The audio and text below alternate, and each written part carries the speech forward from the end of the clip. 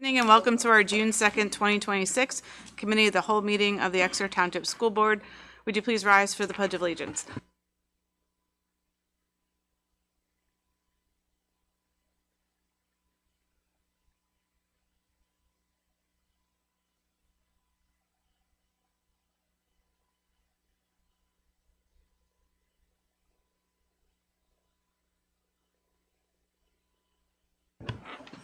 Mr. Fike, would you please take a roll call?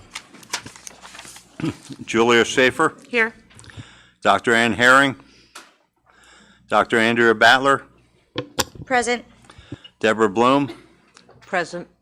Joseph Cook, John Fiddler, Here.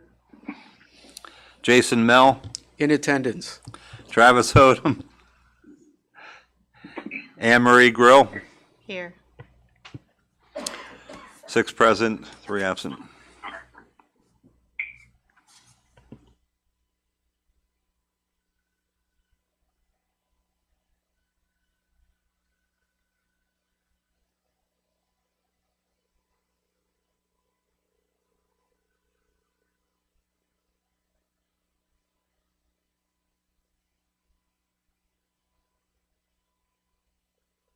Okay. Thank you, Mr. Fike. In addition to the 6 board members in attendance, we are joined at the board table by our solicitor, Sharon Montaigne, and members of the school district administration, including Dr. Christy Haller, superintendent, Mrs. Dawn Harris, assistant superintendent, Dr. Josh Hoyt, director of teaching and learning, and Mrs. Diane Skornabaki, director of human resources, and Mr. Fike, who serves as our business administrator and board secretary. Before we begin this evening, please join us in honoring the memory of Kristen Hauk Yeager, who tragically lost her life in a line of duty on May 29th. Kristen served her hometown of St. Lawrence and surrounding communities as a police officer with the Central Berks Police Department and was a proud graduate of the Exeter Township School District in 2002. Her dedication to serve and the community will not be forgotten. While no few words can fully capture the impact Kristen had on those who knew and loved her, we pause tonight to recognize her service, her sacrifice, and the profound loss felt throughout ours and surrounding communities. We ask that you keep her children, family, friends, colleagues, and all those mourning her passing in your thoughts. At this time, please stand, if able, for a moment of silence in honor of Kristen Hauk Yeager.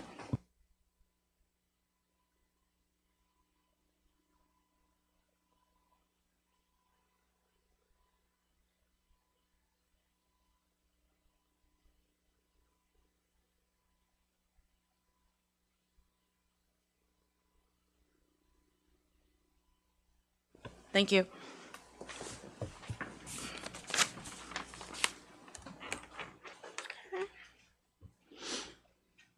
The meeting minutes from last month's board meeting are attached for review. Are there any correction requests? Board committee of the whole meeting on May 5th and board voting meeting May 18th, 2026. Okay. There are no amendments to tonight's agenda. No one has signed up for public comment. Does anyone in the audience wish to speak at this time? Okay. On to committees. We have Education Committee with Mr. Fiddler, who's on the phone this evening. Okay, thank you, Mrs. Schaefer. Can everybody hear me all right? Yes, sir. Okay. Johnny, we have several items on the agenda tonight, all of which will move to the voting meeting. Item A is conference requests. I think there are just 2, and an early graduation request. I believe there is just 1. Any questions about the first 2 items? If I could just, real quick, I messed up last month when I was counting administrators that needed the Bartell training. I completely missed Allie Powell. It's because she's worked here so long and she's so good at her job that I didn't even think about it. So that's why she's on this month's agenda and wasn't with the last batch.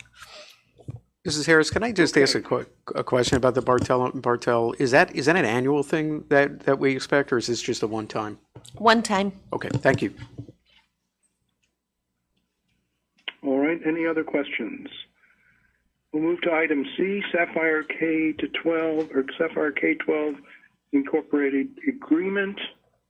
I will not read the full motion Dr. Hoyt, do you have anything to say about this item? Yes, thank you, Mr. Fiddler. So we are currently using the product Skyward for our student information system, which is basically the tool that we use for attendance, inputting grades, pulling reports for our PIMS reporting, for our special education and IEP writing. We have been using this product for about 20, actually I think it is 20 years now. Skyward is going through a massive upgrade, and they are converting to a product called Cumulative. We looked at possibly upgrading to that Cumulative last year, but after multiple meetings with them, we came to the conclusion to delay it, as we were not satisfied with the progress they were making as to what our needs were as a district. While that was occurring and we were delaying, we then started to look at some other student information system products by collaborating with members across the county, as well as just doing our own research. So we took a look at two other products, one of them called Sapphire, which you see here, and another one called Infinite Campus. Through various meetings with various stakeholders in the district, including administrators and teachers, we came to the conclusion that Cumulative, which would have been Skyward's upgrade, was not going to still meet our needs. So we decided as a group to move forward with converting in the 2027-2028 school year to look at implementing this product called Sapphire. I'm familiar with it as well, and there's a couple districts in the county that use it. And from what we have seen so far, not only would it be able to meet our needs, but it also has some products that are available that we don't currently have, such as a piece with regards to being able to upload our curriculum there, which would allow us then to make the necessary pieces public facing for our stakeholders in the community too. All right, thank you, Dr. Hoyt. Are there any questions about this? Go ahead. Are you sure? Yeah, sure. I'm going to be a while. I know you will. It's fine. Okay. Just kind of maybe recapping a little bit, what's the, obviously Skyward is upgrading their system, I guess. Is that really the driver here that's causing us to look for new software, though? At this, like, can we stay on the legacy system, or is that... We cannot stay on the legacy, no. Okay. We were allowed to be given a 1-year delay. Some other districts did move forward with it. Okay. Because of certain components that we use that other districts do not within Skyward. That's why the delay was necessary for us, but Okay. they will no longer, in fact, right even now, they are not supporting the current piece of it. So. Okay, thank you. Do we know what we're currently paying annually for Skyward? Is it, I tried to look in there. Yes. It's like 80-some thousand, maybe 90,000. So because of the things that the other components that we need to work with it, as far as our data warehouse component, which this Sapphire now has, Yeah. We currently pay an annual fee for Skyward of $54,914. Additionally, there are other components in there for the integration. Okay. There's the IS Corp, which is an annual fee of $14,088. Q Migration, which is $9,713, and then Ed Insight, which is our data warehouse component, is an annual fee of $23,636. Okay. Additionally, if we were to stay with Skyward and Cumulative, because we use the IEP software for Skyward, they are still rebuilding their own version for this for Cumulative, and it is not something that we would want to utilize because we were just completely dissatisfied with what they were putting forward. Right. And that's an area where we want all of our I's dotted and all our T's crossed to make sure we're supporting those kids and families. So then we would also have to look at possibly a separate IEP writing system, which those average, if you looked at IEP Writer, for example, that would be about $15,000 a year. So if you put those together, it would be about an annual fee for us around $117,000 to kind of stay with Skyward versus Skyward. this component. And again, this one now is also giving us access to the curriculum component as well, which is something that Skyward does not We have. don't have with them. Okay. And we can't use it for Ed Insight either because we'd have to pay more to use that for Ed Insight. Okay. And is Ed Insight, is that staying around with Sapphire, or is that going away? Because you had mentioned that as a cost, right? Yes, so That's we would be looking at dropping the Ed Insight annual fee because Sapphire has its own Ed Insight see. types of I data gotcha. warehouse component in it. So. Okay, thank you. The, and is this, I believe it was a few years ago, we got off of the Skyward's HR system and we went to Frontline, right? So is this it for Skyward then, in terms of any Skyward software that we would be on? That would be correct, because for the other pieces, we're using CSIU and Frontline for some of those components. Okay, thank you. The rest of the questions I have are more contractual. So on page 3, it states that a solid implementation spans 12 to 14 months. Do we know when year one pricing takes effect? Is that after that implementation is finished? At least I'm hoping so, because we're not going to get. It looks like the first year's free, but I'm hoping that the first year isn't free just because we're waiting for them to implement the system, if that makes sense. I will get clarification on that.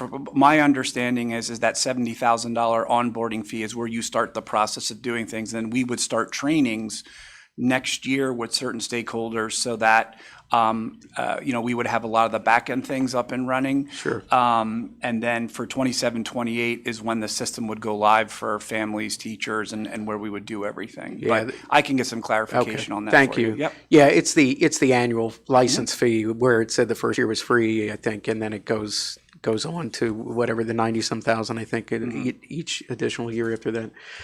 On page 6, under conversion customization services, it states that they cannot guarantee that all documents supplied can be converted. Doesn't really provide us a lot of information in terms of what specific file types or situations would cause that issue. So I think it would be nice to know, since that's very kind of open in terms of what that means. I just wouldn't want it to be a situation where we're paying implementation fees and all of a sudden we find out 50% of our documents can't be converted over or something like that. So I think maybe some clarification there would be helpful.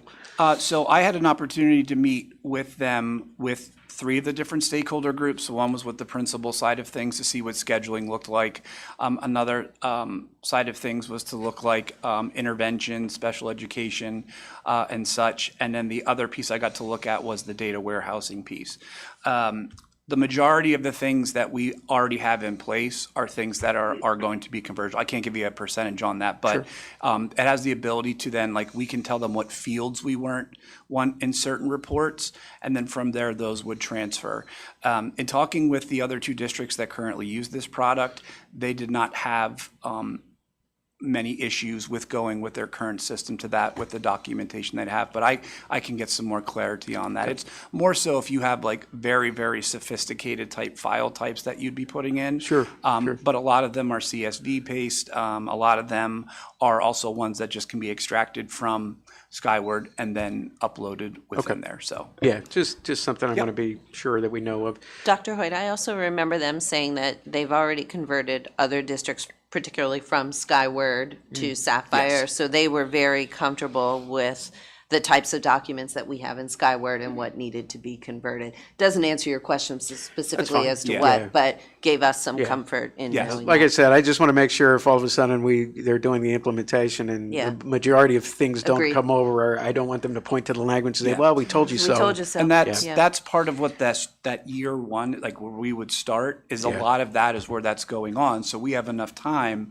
to be able to figure out if something is not transferring or looking correctly, that we have enough time to collaborate them to work those things out. So, Okay, thank you. And Sapphire is I don't know if you said they're a Pennsylvania-based Yes, that's company. correct. Which is super important in this process because, as you know, a lot of stuff that states do is based on their school code, They're right? very familiar with the school code of PA. They are experts in PA school code, which is one of the reasons that their student services module, which is like the IEP writing module and whatnot, is top-notch. No other compares. The other companies they're- are more nationally based. Yeah, these guys are based in Allentown, I saw. Yeah. Which impacts your customer service then as well Yep. too. So being local like that. Sure. when you are doing customer service with Skyward right now, you're being outsourced, and it's sometimes a little frustrating to get solutions on things, whereas this is, you have a much more quicker response, as well as an understanding of a common knowledge base of what your needs might be, so. Sure, okay. Just a couple more things I have here. The agreement states on page 7 that any additional services required to complete satisfactory implementation will be billed accordingly. This proposal does not include data retrieval services. If data retrieval services are needed, they are billed separately. Again, kind of same thing, very open-ended. Just kind of curious, are we going to run into those situations where there could be potential cost overruns? So that's that same question, I guess, there. Yes, and what I can do is I can have Joe be available, Joe Way, to either provide that information or be here at the next meeting to answer some of those specifics. Because I'll be bluntly honest, I was not involved with the contract piece of these things. That's fine. So I'll make sure you get those answers. Thank you. And last one, if somebody could also, unless you have it now, if somebody could have Sapphire provide us with any service level agreements regarding system uptime, performance, response times for technical support. I think that's definitely especially important to know, especially around peak times like the beginning of the school year. Just as we've seen with even some state software, things go down over peak usage. So I just want to be sure that we're getting a good product. Yeah, absolutely. I'll make sure to get those things addressed. Right. So, okay, Dr. Badler, the floor is yours. I am done. Thank you. I only have like 2 questions. So, from what I understand and from what Mr. Mel had said, then the only cost of this to the district is the $70,000 because we'll be paying for Skyward and this in the same year, same budget year, correct? that would be correct, because we'd still be needing to use Skyward as our current one to begin the onboarding process. Okay, and then the second question I had actually came up when you were discussing this platform, because I won't lie, I didn't read everything into it like I usually do. What exactly are you said they could put the curriculum on this platform? What exactly does that mean? Does that mean that we're not going to be using, oh gosh, what's the platform they use, Mr. Mel? Thank you. I'm like, what platform do they use every day? Ed Insight is for where we house our data. So like if administrators, teachers, central office would want to run reports on, let's say, how did 7th grade students do I'm not on thinking this. When you said, when you say curriculum, like I was thinking like Are when you my son thinking comes home. Schoology maybe? Yeah, Schoology, no, thank you. Forgive me. Yeah. As soon as I said, I was like, no, that doesn't sound right. So are you saying that this would work almost like Schoology, or what do you mean when you say you can use it with the curriculum? So what I mean by Forgive me. that is that, like, I'll take AP Calculus AB, right? Okay, yep. So Schoology is where the teachers pull from their curriculum to provide students with the unit content, lessons, daily, practices, all that. Okay. Those things are written to the district-approved curriculum for that. We have a district curriculum template that lays out the units of study, the objectives, kind of like a scope and sequence and a pacing. That's what I'm talking, where we would take our current documents like that and be able to put it on their curriculum manager. And then that would be available. So if somebody wanted to say, hey, I want to see your AP Calculus AB curriculum, it would be from there. Oh, so it wouldn't be, I'm so sorry. So it wouldn't be from like where you have to click online and then click to this person and click to this thing and type of thing. Okay, I like that idea. Okay. I didn't understand what that meant. Thank you That's very okay. much, Dr. You're welcome. Hoyt. Any other questions? I have one for you, Josh. With rolling this out and rolling out the new math and reading program that we approved a few months ago, how are we going to make sure that our staff, particularly our teachers, aren't going to be overwhelmed with new thises and new that's at the same time? So the math new core resource K-6 is being implemented in the 2026-27 school year. along with the grade 5 and 6 arts and letters core resource. So this, when we go to provide professional development, we're going to try to do this even starting next year so people are aware and see what's coming with Sapphire. But it would be our K to 4 teachers who would be receiving professional development on the new Arts and Letters K to 4 core resource in conjunction with Sapphire. So that's where we would really want to be very strategic with our professional development. Our teachers do a great job of being flexible and navigating different things, but certainly we're going to support them. And that's why we're very appreciative of all of those professional development days that the board approves with the calendar so that we do have the time to be able to work with the teachers. Because with a new student information system, you can't train the teachers in everything on day one, because you don't want to train the teachers on Sapphire and how to do their grades in August when they're not going to do their grades until the end of the first marking period. So we're going to have a lot of times where we might come in during an 8:20 time. 8:20 to 8:50 is sometimes where we do some very short, small, targeted professional development with the teachers, where that's why we might take some of that time to show them, here's how you import your or enter your grades into that. But we'll be looking at those PD days to find times within to make sure the teachers feel supported in everything, because 2 years from now, there could be other mandates that come down that we also have to put in place. So, we work really well together with the teachers, the principals, and Dr. Howler and Mrs. Harris are heavily involved in how we make decisions for professional development, along with my team, with Dan Wilczek, Joe Way, Sheldon, and Mrs. Bush, and whoever the new 7 to 12 supervisor would be. So I can assure you that we'll make sure that the teachers are in the best position possible to receive the support and professional development they need on anything that we're rolling out. So. Great. Okay, thank you very much. If there are no other questions, we'll move on to item D, Immaculata University Dual Enrollment Agreement. Seems pretty straightforward to me, but Josh, do you have anything to add to that? So this is, because this was the first year of where we put into place the education courses that Mr. Ricketts has been working with, this is our first annual update for our dual enrollment agreement for those courses. So what I will try to do is for next year to get both the RAC and the Immaculata so that they're on the same committee meeting versus staggering them. So there was just a delay in getting this one, I literally received it the day after the voting meeting. So I did ask them if in the future if we could get it, and they're going to accommodate that. So. Dr. Hoyt, do you know Thank you. approximately how many students are enrolled with the dual enrollment with Immaculata? With the Oh, this is the teacher one? Yeah, Yes, this this is is the the teacher specific. one. Okay. Yes. How many teachers do we have enrolled? It's to become a teacher. Yes.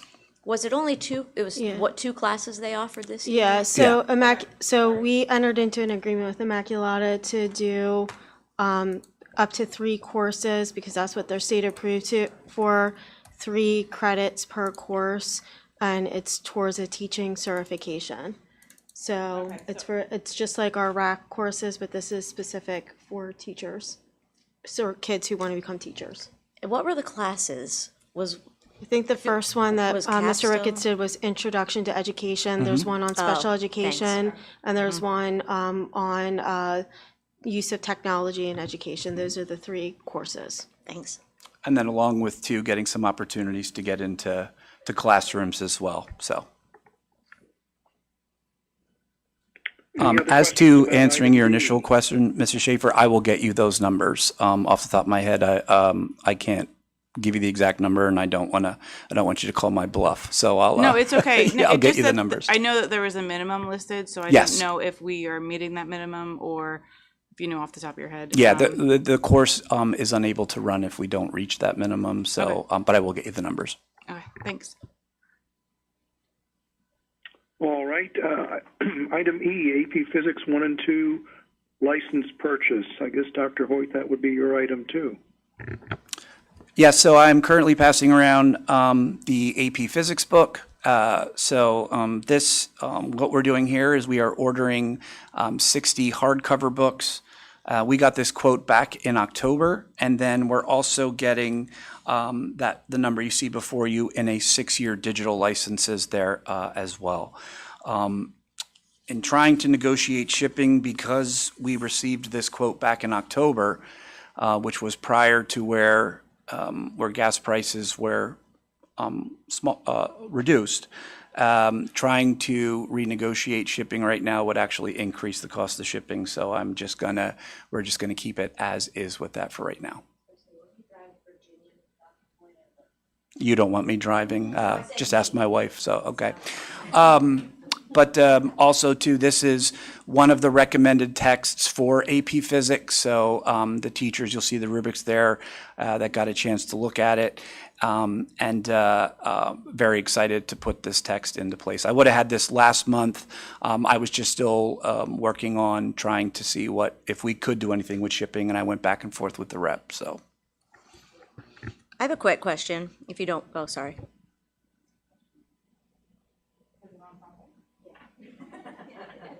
Totally on topic, promise. Okay, so I got to look at it, I thought it was fabulous, just saying. I mean, I took physics in college and I really liked the book. The only thing that I found strange, which maybe it's just me, usually we only get like 40 books and we have like 60 online things. This time we got 60 books and we have 40 online things. I'm a little confused about that one. part of the reason why we did that is there are some students who do like to take the physical textbook home. Oh, yeah. But They're not going to like it after they see the size of it. No, Yes. hey, Yes. I drug that thing home for an entire semester, Mr. Mel. Come on yeah, now. this was the teacher had looked at numbers and tried to do future numbers. Okay. So this is what his recommendation was based on that. Okay, and forgive me if I get this confused, only 40 students can look at the book online at a time? So If that's what I'm reading correctly, and I could be wrong because computers are not my thing, I'm so sorry. But there's 40 digital copies, so that to me. no, that what in the column there's Yeah. 60 physical textbooks Yep, at a price of $162.98, and then Yep. there are 60 digital licenses at the price of $40. did I look at the $40 and think That, 40? yeah, that's $40 per digital license. That might have been what I looked Yep. at. Maybe. No, I thought, no, it says, no, I'm sorry. Let me repeat you. It says the purchases for 60 hardcover books and 40 6-year digital licenses. No, That's where I got confused. yeah, Okay, no, but it's 60 yeah. and 60? 60 and 60. All right, I wouldn't yeah. even have They're the question. $40 a license. All right, so, I'm yep, sorry. That's okay. Thank you. Yeah, we'll correct that Any for the other voting questions meeting. about AP Physics? All right, moving on to item F, VLN contract addendum for 2026-2027. Sounds like yours again, Dr. Hoyt. Yes, so VLN is what we use for credit recovery in the summer as online coursework for our students. So they did not increase their pricing on this. We work as an administrative team to support our students so that they can recover credits and so that we can get them to graduate or get caught up. So that was one area of confusion I guess I had with this, because the motion itself says it's the Exeter Township School District regarding pricing updates to login seats for senior high school students, but then when I looked at the document, everything says no update to it. So is it truly there is no update that's on the doc? I guess if that's the case, I'm wondering, can we reword or change the wording on that motion for the voting meeting then, just for clarity?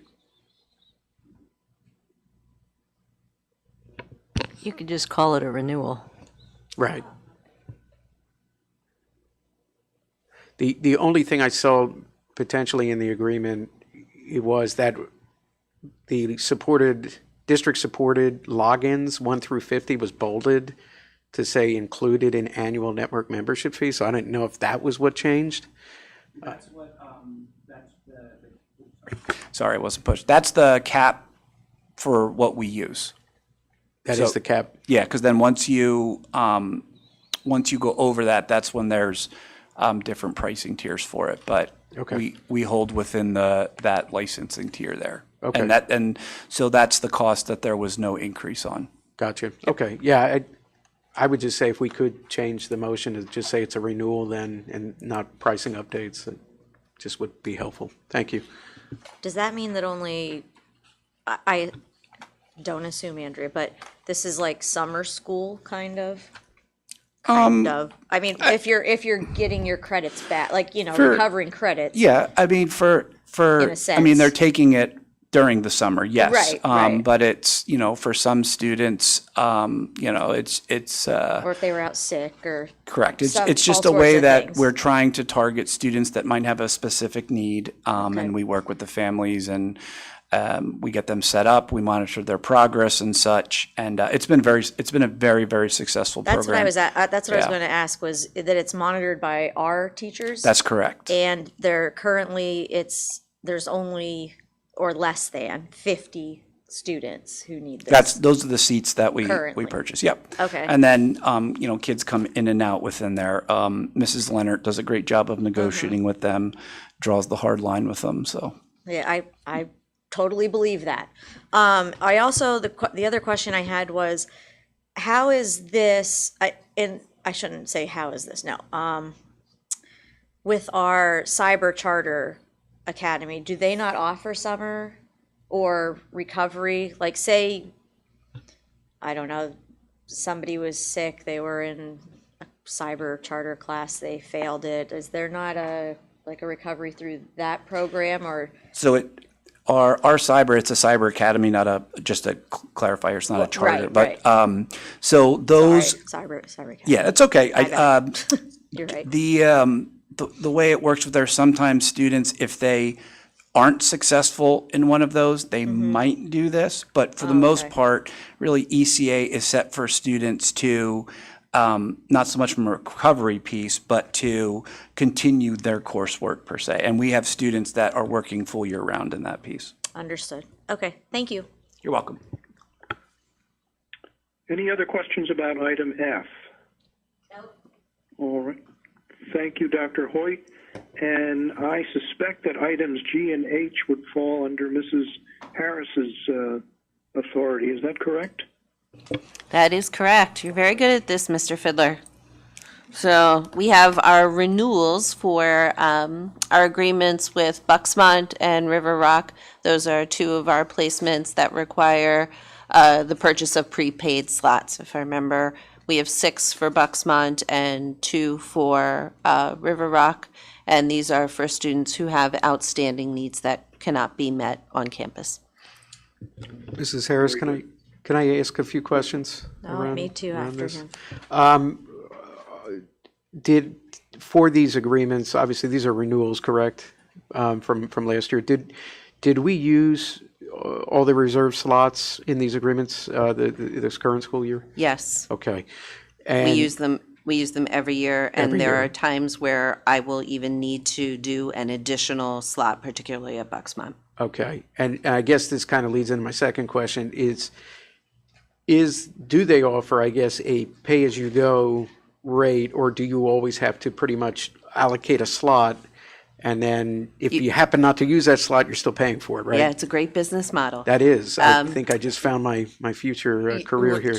Oh, trust me, we've had this conversation with several administrators in the past. As a matter of fact, some of the administrators that run some of these programs are former public school administrators. Get out of who- here. I would who- never imagine that would happen. Yeah, who Okay. ventured into that territory and running the businesses.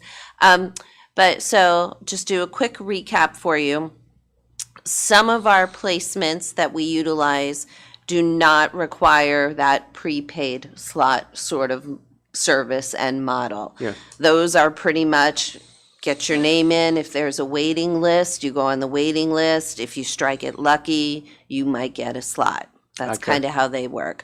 One of the private schools that we work with, we just got an email from at the end of last week, And typically, at the beginning of the school year is when you will have most of your slots available in those schools because it's the start of the school year. Sure. This, they only have 2 slots available to start the school year for any district that wants to use them. So that just gives you an idea about demand, Yeah. which is why other organizations like this can utilize that prepaid model successfully Just because, yeah. to their advantage. Supply and demand. Yeah. Simple as that. We have great relationships with both of them. In particular, though, we've worked with Bucksmont for a very long time here. You've heard me say in the past, we've had a great rate of success with our students returning.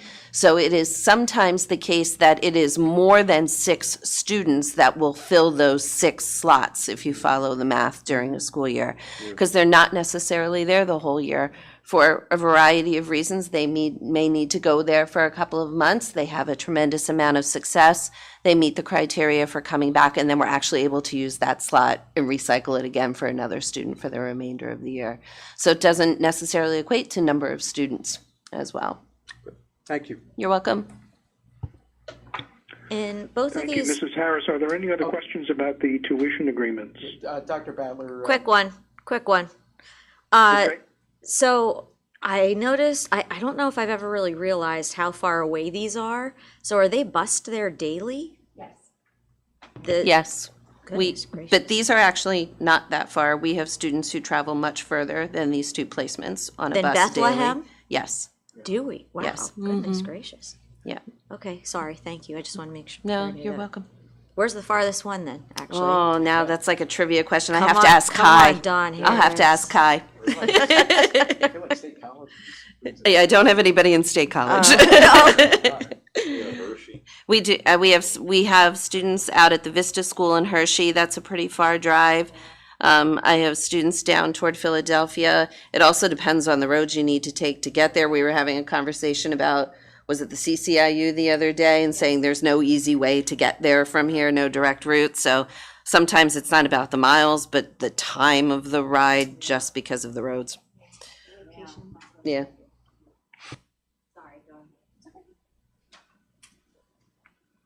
Any further questions? All right, Mrs. Schaefer, we will move all of those items, A through H, onto the voting meeting. Thank you, Mr. Fiddler. Now on to Finance and Audit Committee with And Mrs. that Bloom. concludes my report. Okay, I'm sorry. First up is item A, is the general fund budget for the 2026-2027 school year. Any questions or discussion? Just for confirmation, the budget and the next item in letter B, they both reflect a 3.5% tax increase. Is that correct? Correct. Thank you. Okay, next up is item B, the 2026 to 2027 real estate tax millage resolution. Any questions or discussions on that?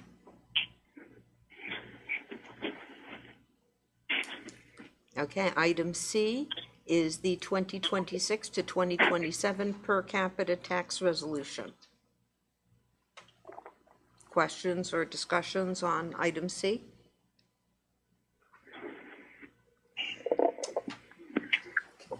Item D is the 2026 to 2027 homestead farmstead exclusion resolution.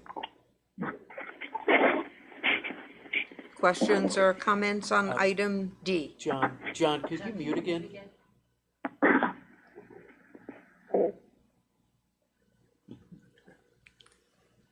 Okay, hearing none. Item E is the insurance coverage 1 through 6 for the period July 1st, 2026 to June 30th, 2027. Just calling out, I guess, workers' comp is kind of the outlier here with this, and the reasoning behind that, I would imagine, is because of claims. Correct. And we actually had 3 companies bid on it, 4 refused to bid. Our existing carrier came in at 600,000. Eastern, which we're going to go with, came in at what's quoted there. Mimic came in at 900,000. We've had a couple bad years of claims. Is that why the certain amount of them refused to bid because of Yes. that? Okay. Yeah. All right.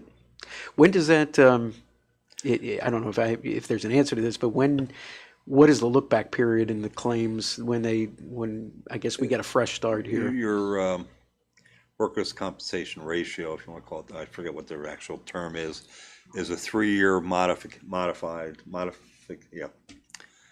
is a 3-year average. Okay. But when you go to quote, they look at the last 5 years. Okay. Thank you. Yep. Start putting the employees in bubble wrap. Okay, any other questions or comments on item E?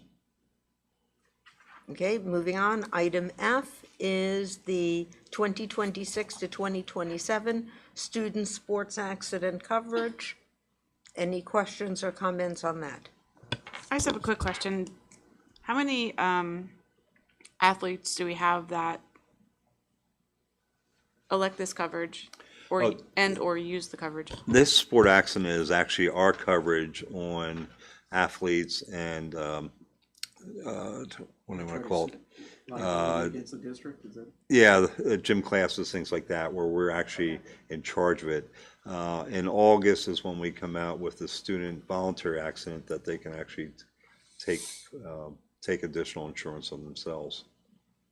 You know, which would be everything from, you know, falling in the hallways or, you know, that we don't have coverage for, which would go against the parents' coverage. They do have a optional accident policy. That comes out in August every year and puts on our website for the parents to choose if they so desire. So is the term student sports accident coverage, is that like the It's policy? not just student sports, it's also gym, supervised classroom activities, you know. Thank you. Yep. Any other questions or comments on item F? Okay, moving on, item G is the appointment of Diane Scornavacci as the management representative to Berks County School District's Health Trust. Any questions or comments? Are you ready to take it to him, Diane? If you need me to come with you, you call me, okay? Okay, moving on is item H, the Berks County School Health District's Trust resolution provides notice to Berks County School District Health Trust of our intent to withdraw from the trust. I have questions. All right. Section 5 of the resolution explicitly notes that this action does not waive the duty to bargain. So I didn't see explicit language in any of the CBAs for who gives consent to leave the trust. So I guess my question is, do we have, or the district or board of directors, do we have the sole right to leave the trust? Or do we need the bargaining units to approve the departure from the trust alongside with the board's approval? Do we know the answer? I guess I'm looking more at you, Mrs. Montaigne. I'm not sure what the language is in the CBA. I think I did ask that question. The language in the CBA is we have to offer equal Comparable, or better. right, that's what it was, comparable comparable. As a trust, Right, right, which may be hard to come by. right. Sure. But But to we- be able to get the information to find out, we have to give notice. Right. And that notice can always be withdrawn, but we have no idea what our claims are Right. compared to everyone else. Yeah, and just to clarify, this is just a notice to withdrawal, which gives us a 1-year window, that warning period to the trust. So we're not actually withdrawing. That's And correct. in Correct. the agreement, you have to do it by June 30th Yeah, to be able to get out the following July. right. So I guess that's more my question is once, let's say we find this miracle trust out there that we want to move to, or whatever this other option is, ahead of July, do we need to, do we have sole authority, I guess, to withdraw out of the trust, or do we need to have the collective bargaining units all come in and agree to move to this trust, I guess is kind of the question I have.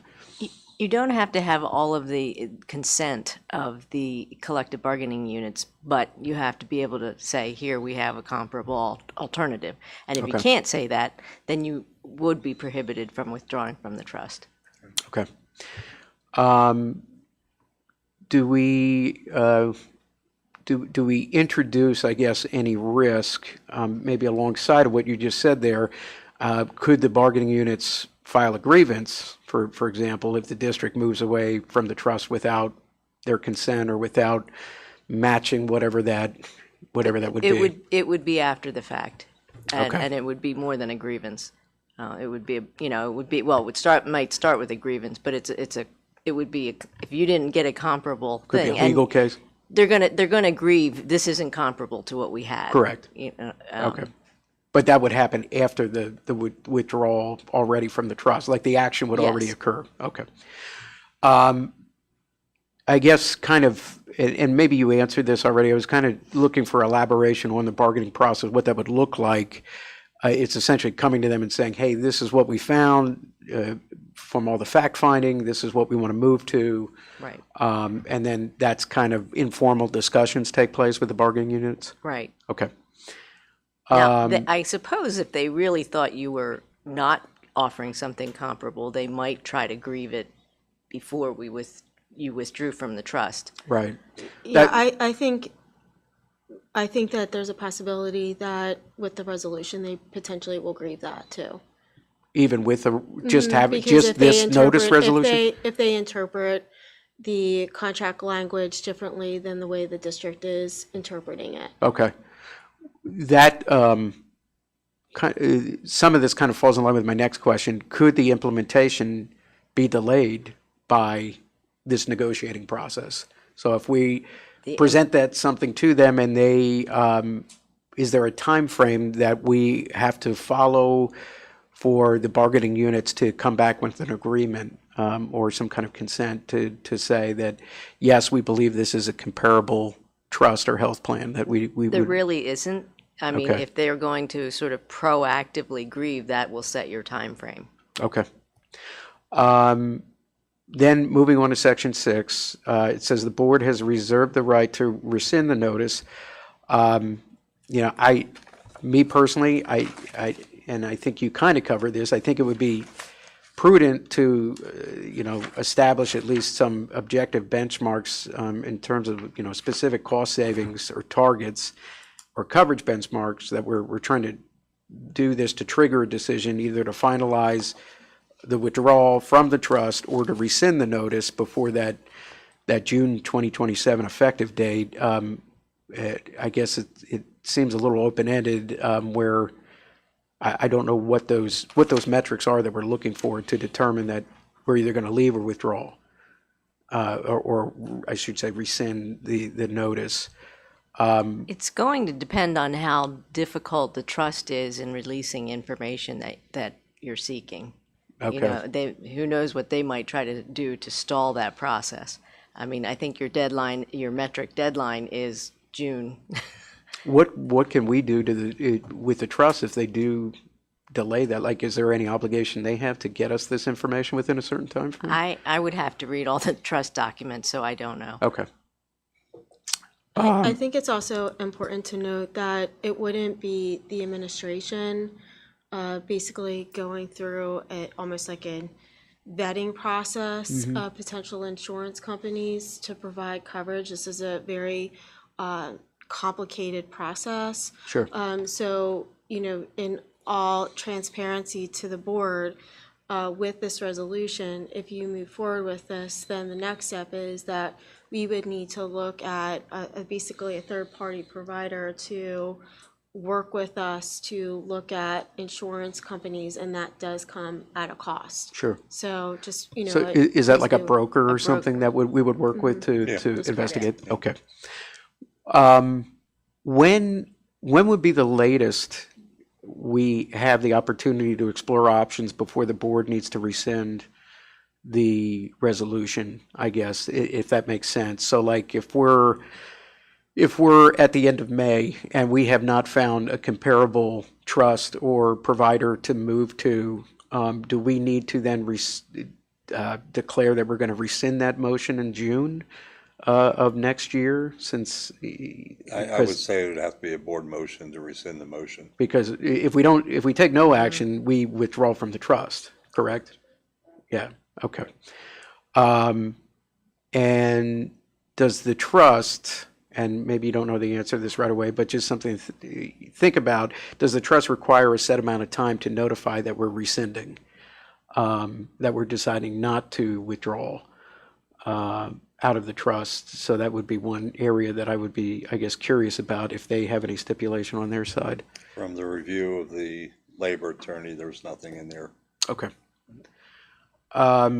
Just general comments. I mean, we have to be mindful of any impact that this could have to our employees, obviously, by moving to an alternative provider. My concern is not just costs, but with any of these changes, they could alter existing coverage for our employees, and the board has an obligation to ask certain things like which current providers would, become out of network. Would employees need to change primary care physicians? What happens to employees with pre-existing conditions or those receiving ongoing cancer treatment, specialty care, or behavioral health treatment? Would prescription formularies change? Would deductibles, copays, or out-of-pocket maximums change? These are all things that obviously, as we go into this process, I think we have to think about. Overall, I do believe this is an appropriate measure to move forward with, even if no action is taken to leave the trust next year. I think there is substantial future risk presented with the long-term trend of the trust as we've been seeing, and I think that risk is even greater if other member districts start leaving. So I think this is a prudent thing that the board has to do based on the risks that are presented to us. The last thing I do have here, Section 2 references various documentation that we can request from the trust, and one of them being mentioned is claims data. Do we know, is that claims data for all participating school entities, or is that just claims data for our district?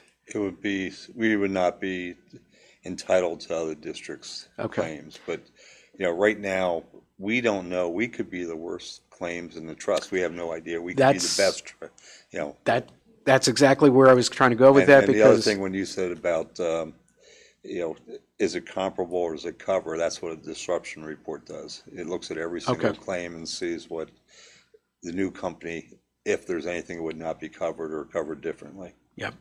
Yeah, I think, and you hit exactly what my point is. It would be nice to know if Exeter has been subsidizing other districts in the trust, or has it been vice versa, and we've been getting subsidized, and unfortunately, it sounds like we're not going to know that answer. Until we get the claims data. But, I thought you said with the claims data, we weren't getting other districts. Well, we'll know what our claims are. Right, and we know what the total trust is. We won't know the comparable, but we'll know our claims data. We'll know the over-under. We'll know the percentage of the total trust, Right. because we know what versus what we're paying the trust. Right. 13 million, that's what we paid. Exactly. All right, Yes. so we won't know if certain won't know offenders every on the other trust, people, but but we're going to yes. know whether or not we are getting subsidized or not. We'll know more information at Okay. least, yes. Perfect. That's it. That's all I had on my end. Thank you.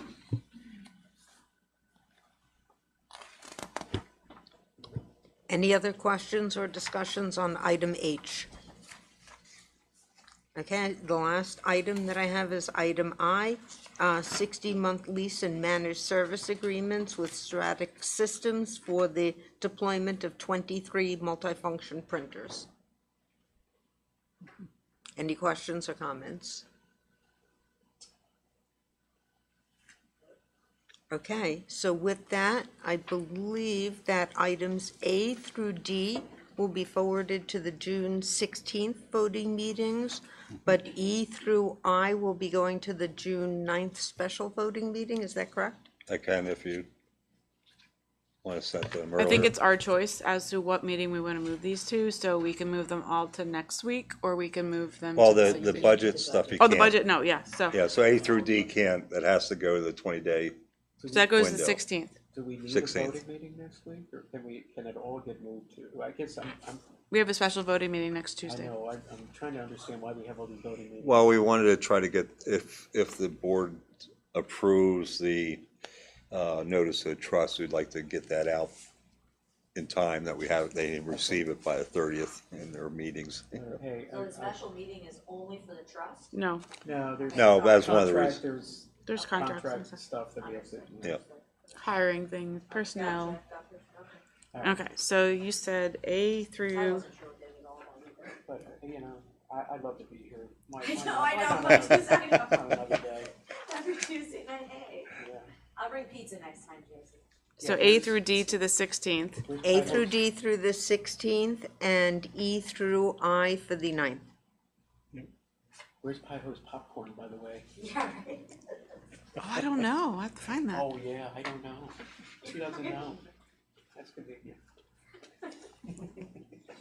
It's probably in Chrissy's office. Okay.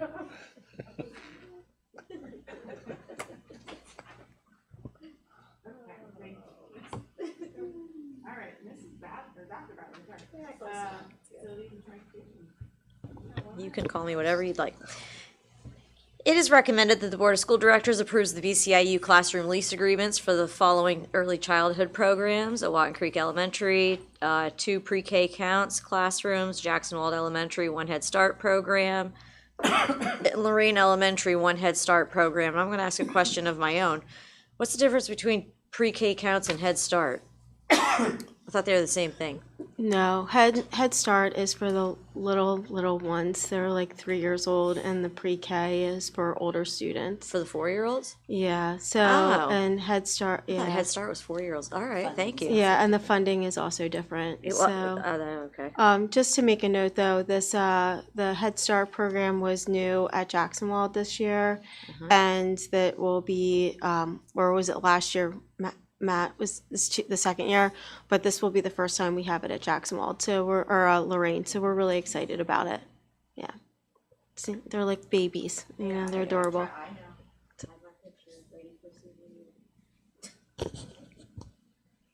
I'm sorry, if there's no discussion about that, then we will be moving that to the whichever voting meeting you'd like. You may choose, Mrs. Schaefer. Feel free. I'm Love it, leaving it love all it. up to you. Thank you, Madam Battler.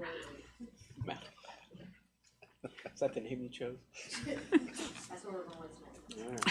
All right, Personnel Committee. Mrs. Yokengrill. Thank you.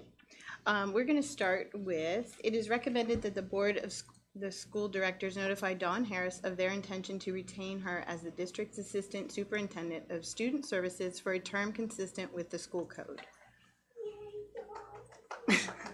Thank you. We didn't ask if she accepted it. We didn't vote yet. I was going to say, we didn't vote yet.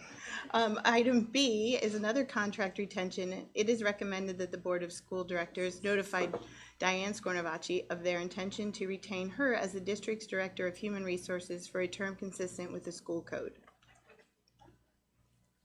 Go ahead. I just want to express that the recommendations reflect the board's deep confidence in both of their leadership and serves as an expression of our gratitude for their hard work and unwavering dedication to their roles. We truly appreciate the vital support they provide to our departments and our entire school district, and we look forward to our continued work together to support our students, staff, and community. So thank you, ladies. Thank you, Mrs. Schaefer. We're going to move ahead. For our next meeting, we're going to be moving ahead with resignations, appointments, change of status, additional assignments, leaves of absences, and extended summer contracts for nurses. That ends my report. As Thank long as you. there's no questions. Any questions? Okay. Mr. Mel, policy. Thank you, Mrs. Schaefer. We have up for first reading policy number 904 for public attendance at school events and policy number 909, municipal government relations. And I'm also going to thank Mrs. Harris for her dedication while she takes over and talks about these two policies. Thank you, Mrs. Harris. I thought you liked to do the preview of the policies. You had taken my job for a little bit. You know what? I mean, I appreciate the return. I'm all about delegation, so. Two easy ones. If you recall, we've updated other policies with these same changes. There were updates to the school code regarding terminology that was outdated around the language of local law enforcement notification. Now it's a broader term of all law enforcement agency notification. As you know, we work with more than just Exeter PD. And then the removal, we still found one more that had that old Juul language in regarding the vaping products. That is so 1990s at this point and way outdated. So we took that specific language out as well. Any discussion or questions around the policies? All right, Mrs. Schaefer, that's it for the policy committee. Okay, thank you, Mr. Mao. Would anyone in the audience like to come up and speak? As we have no one signed up for public comment. Okay, thank you. We'll be forwarding the following items to the June 9th special voting meeting, and that would be the Finance and Audit Committee items F through I, and the Personnel Committee items A through H. And then we will be moving Education Committee items A through H to June 16th. Finance and Audit Committee items A through D to June 16th. Facilities and Transportation Committee items A to June 16th. And then Policy Committee item A to June 16th as well. Did I get that right? Mrs. Perfect. Schaefer, I believe that you left off item E in the Finance I did. You're right. Audit Committee. I did, thank you. And that can go to either one, correct? That would go to June 16th. Yeah. Okay. All right. I would just like to extend our congratulations and best wishes to all of our students, teachers, staff, and graduates as another successful school year comes to a close. Thank you for your hard work, dedication, and commitment throughout the year. To our graduates, we wish you every success as you begin the next chapter of your journey. To our students, faculty, and staff, thank you for the many contributions you have made to our schools and community.